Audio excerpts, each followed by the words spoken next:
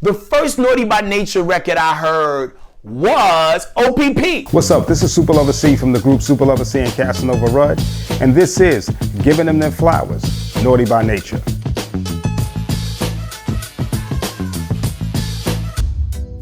The group formed in East Orange, New Jersey in 1986 as The New Style.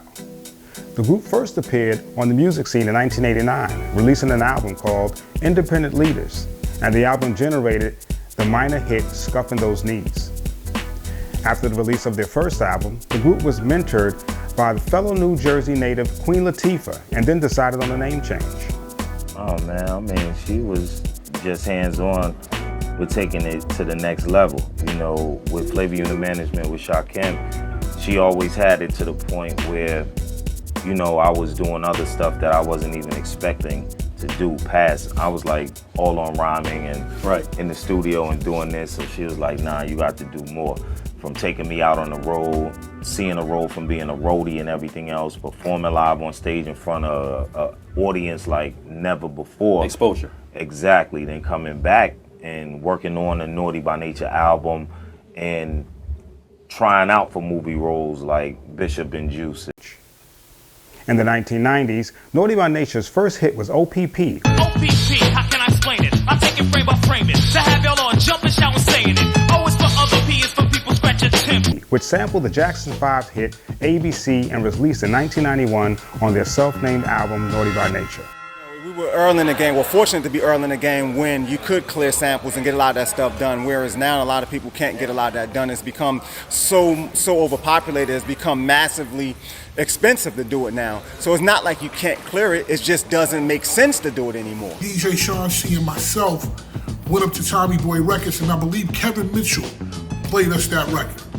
And I remember it being ba-ba-ba-ba-ba-ba, and when I saw what they look like, I said, these guys are gonna be a hit. And I wasn't even in the industry then. I just knew enough to know that Tretch had the look and they had a sound that would work for America at that time. Like, that was the joint. I believe it was like 1990 going into 91. And listen, man, as soon as that piano hit, Dave, drop a load on him. Doom, doom, doom. That Jackson 5 ABC joint. As soon as that hit, you automatically felt good, and then Tretch just comes in rhyming like a Uzi. OPP, how can I explain it? I take it frame by frame it. So, me saying it. Oh, it's for other P, it's for P. Yo, like the way he was flipping, it was different. In the early 1990s, Naughty by Nature kicked in the door with their music, not sounding or looking like any other groups. They quickly carved out their place at that time with their music videos and music in heavy rotation, and their co-sign from Queen Latifah and Tommy Boy Records. These three cats from Jersey took over hip-hop. You gotta get separate introductions. I get letters. Everybody wants to know who's who in Naughty by Nature. What's up? I'm the Punani Don, the first original ghetto bastard Tretch. And I'm the Naughty Boy number 2, Vim Rock. And this is the nappy head one, KG. Naughty. All right. And how did y'all come together and form Naughty by Nature and the name itself?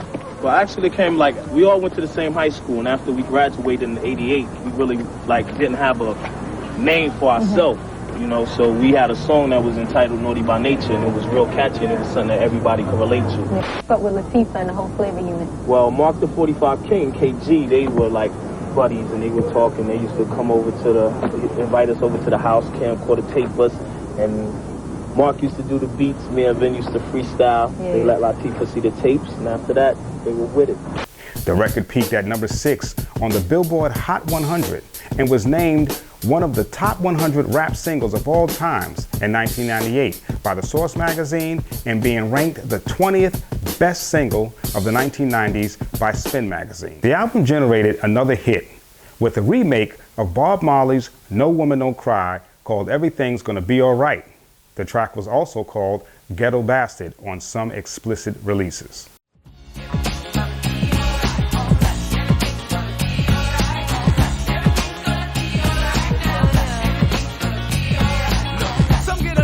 Some get none, some catch a bad one, and some leave the job half done. I was one who never had and always mad, never knew my dad, motherfucker. the fact. That was like feelings that was going up inside of all us, you know, as we was coming up, because a lot of people ain't know what was going on before OPP.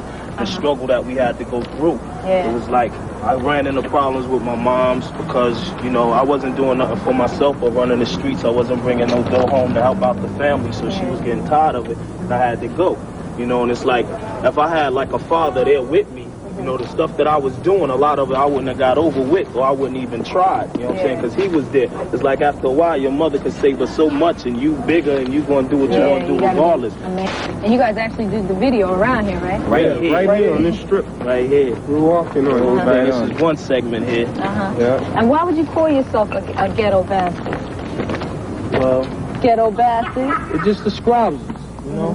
Describe what it's like how I was feeling inside, you know, like a fatherless child in the ghetto. You know, it's just the way to say it. You know, everything's gonna be all right, and everything will be all right if you stay tuned and check it out. Everything's gonna be all right. All right. Ghetto bastard. The video, man. At the time, and I didn't know he was gonna be my mentor, but he wound up being my mentor, and the reason that I'm in this business. Albie Ragusa was the head of marketing at Tommy Boy. And that video, I don't know who shot that video, but the song just about Tretch having hard luck and, you know, is hating his father and everything. And why me?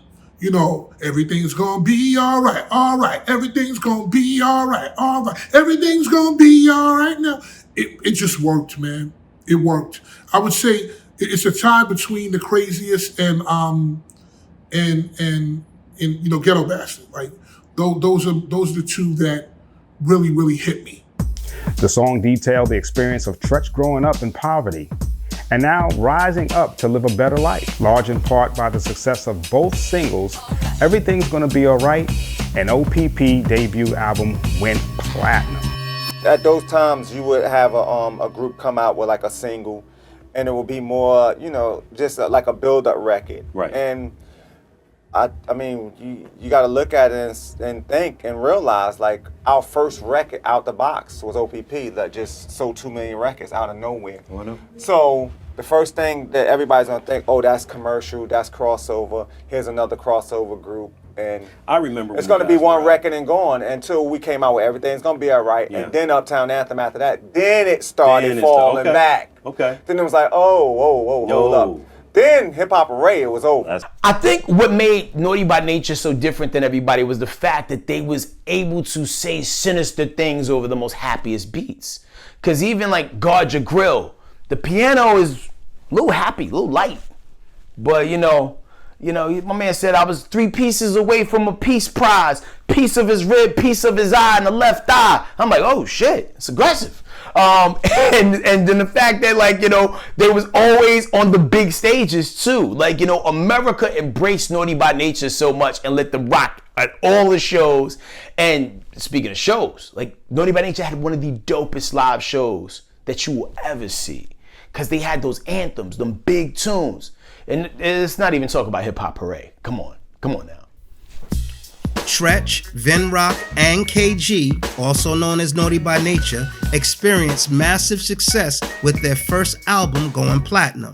Even with the success, they were all rooted in their communities that they were from and knew the importance of staying visible to inspire those around them, explained in an interview in the early 90s on a video show called Much Music. One is like we inspire ourselves, and plus we in our community we like still stay in the same community, and we see like our peeps around there, and we know if we don't stay on the map and continue to do different things and different ventures that they'll be left behind, you know, and they won't get to see all this. And plus like different frustrations and everything, it's like now we can't do things like we used to because we really got too much to lose to just be out in the streets and doing negative things. So we take all our frustrations and put it into our records, you know, so it won't be no jail record or anything else, you know. So we just concentrate all our energies and our different emotions and put them on our records.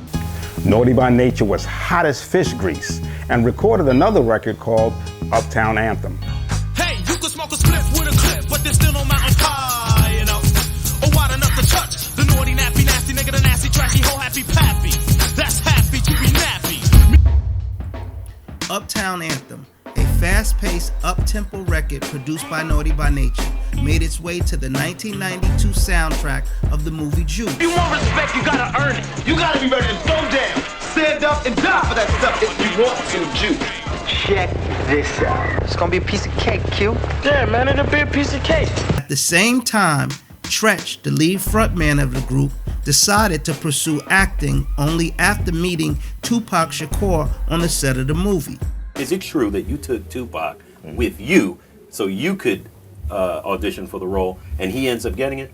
No. We both were going for a role like under different management in terms and everything else. But I went for the role not having any type of acting experience just because I had to hook up through Flavor Unit. So Queen Latifah was in the movie, like, yo, come on, you got to start getting into other stuff. Try it. You know, you might like it. If not, don't do it again. But so when I did it, I just bombed and knew it. But when Pac, we was basically there together. When he goes in, he starts throwing stuff and cussing, and I thought he was in there fighting. So I'm like really thinking, I'm like, yo, you all right? Like, he like, nah, I'm just ready for the role. I'm like, you need to get it. You convinced me. For real. So. Naughty by Nature appeared in the 1993 film The Meteor Man as a street gang. Looks like all of you are going to be taking a vacation along with Meteor Man. Have a nice trip. Maybe you should think about taking a little vacation. After Shakur died in 1996, Tretch recorded a tribute song called Mourn You Till I Join You to show the love for the fallen hip-hop legend. Sitting here looking at your picture, my nigga. Putting hash with the weed with a mixture of liquor. We can't kick it, you ain't with us. Is the shit I can't figure, nigga, I miss you. Later, the group had multiple hits from its third and fourth albums called 1993 and Poverty's Paradise. It's broke to the back, I brawl and bad from brains to bone. The boots worth the burnt bamboo, break the loop. Blowing up brains up. Respectively, both albums reached the #1 spot on the R&B hip-hop charts. HopHooray was a success from the album's 1993. Its video was directed by Spike Lee, featured cameos by Queen Latifah, Eazy-E, Run DMC, and The Youngsters.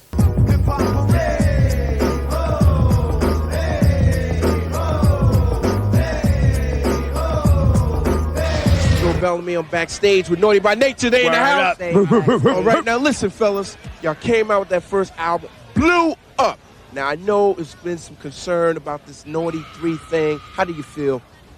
We feel as though it's a brand new era. It's a brand new stage. We don't have that sophomore jinx that everyone been telling us we're gonna have. They said Naughty couldn't do it again. They couldn't follow up OPP. They couldn't follow up Everything's Gonna Be Alright. Oh, Uptown Anthem is hype, but what do they have next? Then we smacked them with what? We went to Chic Shaft. Chic Shaft. My man Move Rap. Bow.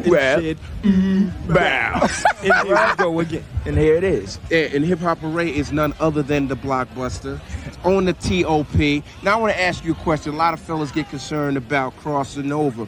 You know, you are hip-hop by heart. If your song crosses over, does that pose a problem for you at all? It's cool because we didn't make it to crossover. You know what I'm saying? Okay. We waited for all of us, all the brothers who listen to the hip-hop and sisters who listen to the hip-hop and love it. No matter whether you're black, white, Puerto Rican, it make no difference. As long as you love the hip-hop, you know, that's who we make it for. That audience, the real hip-hoppers. So if it crosses over, it's cool. So be it. And there it is, and it's done. 1993 is officially in effect. Not only successful in music, and some members ventured off into film, Naughty by Nature's iconic logo made way for them to be one of the first rap acts to sell merchandise as a bona fide clothing brand called Naughty Gear. Man, Tretch knocked it out the park.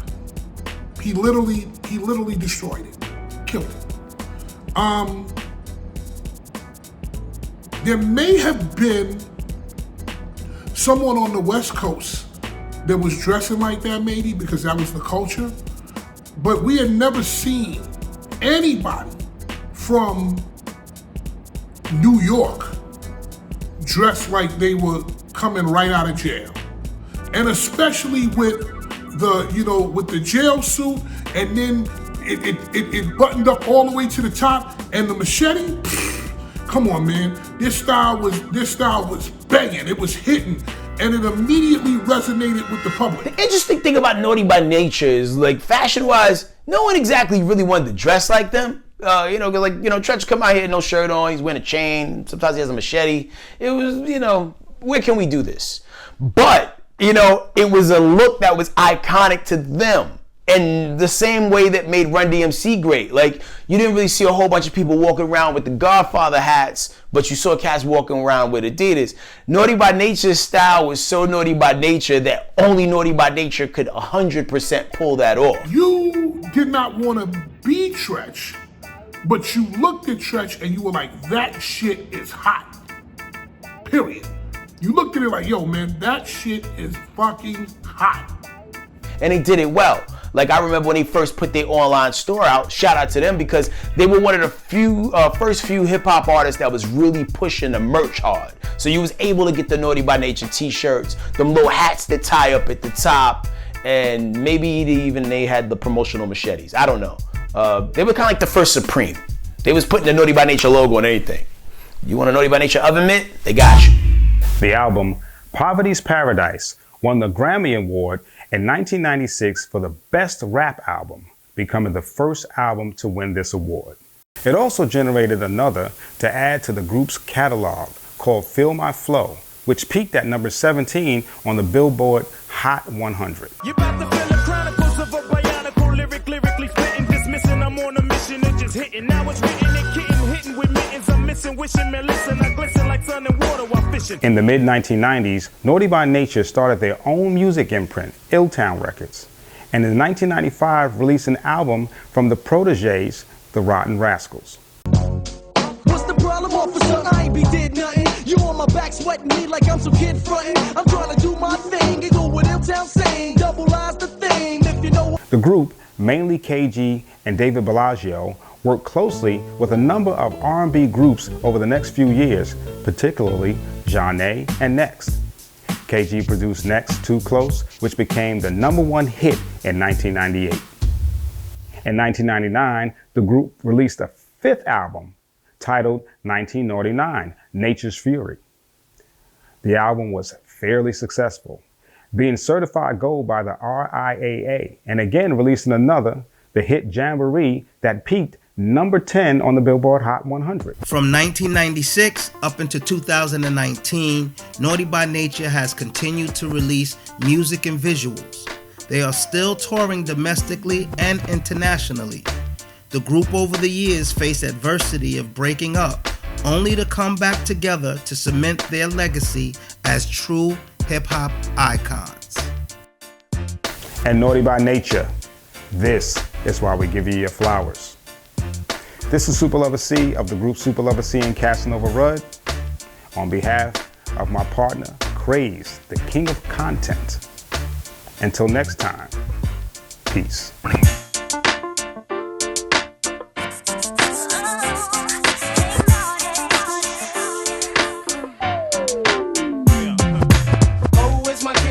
Where's my kitty cat? And welcome to our party, sexy look of shawty.